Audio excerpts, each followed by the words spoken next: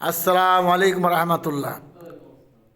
আল্লাহ সুবহানাহু ওয়া তাআলা জমি বন্টন বিধি সূরা নিসার 11 নম্বর আয়াতে প্রকাশ করেছেন। আল্লাহ তোমাদের সন্তানদের মধ্যে মিরাজ বন্টনের ব্যাপারে তোমাদেরকে নির্দেশ দিচ্ছেন যে এক পুত্রের অংশ দুই কন্যার অংশের সমান।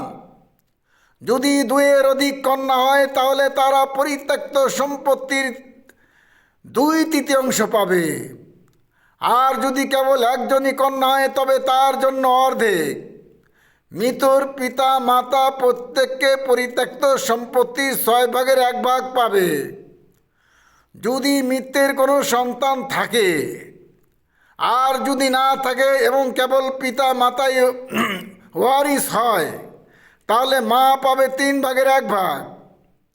কিন্তু যদি মৃতের ভাইরা থাকে তাহলে মা পাবে 6/1। মৃতের ওসিয়ত পূরণ করার পর এবং তার ঋণ পরিশোধ করার পর